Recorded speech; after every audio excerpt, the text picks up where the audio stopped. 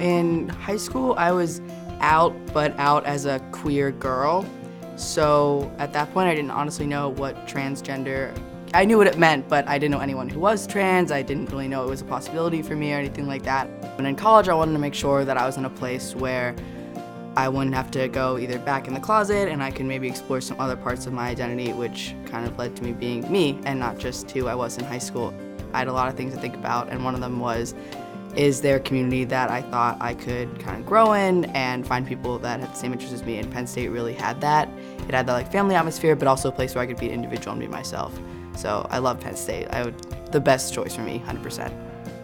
I'm on the executive board for the Blue Band and also for State of State, which is a student-run conference. So I think that having a queer person on those relatively visible exec boards is really important because, for example, for the Blue Band, that's very kind of ingrained in Penn State tradition, and to have someone who is unapologetically like visibly queer is important because it says Penn State may have a lot of traditions, but we're able to kind of push past those and also make a change. And I'm also involved with the Commission of LGBT Equity.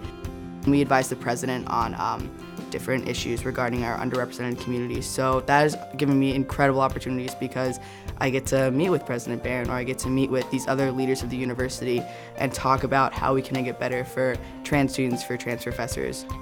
And if there's a person willing to stand up and be on an exec board of a majority white group, or if it's a queer person or someone else who's visibly different in some way, if they're willing to kind of step up and be like, I'm here, and unapologetically themselves while being a leader, I think that's how an advocate can be. And I think that if I have to face a little bit of pushback or anything like that, I think it's completely worth it for those, like the kids who are gonna come through in a couple years. To me, it was kind of it wasn't a question. I guess I just knew that I had to do it and I wanted to be that person. I don't like the idea of letting a problem pass me by just because it's going to be difficult. I like kind of facing things head on, and I think that I have like the emotional toolkit to deal with any sort of like bullying or discrimination that comes my way. And I thought that it was important that if I have this privilege that I should be able to stand up and be this kind of role model. And also I know if I was a freshman, I would really like to see someone, a senior who's out and trans and queer, being a leader in the community, because it means a lot to, I think, queer kids. It did to me when I was a queer kid, so.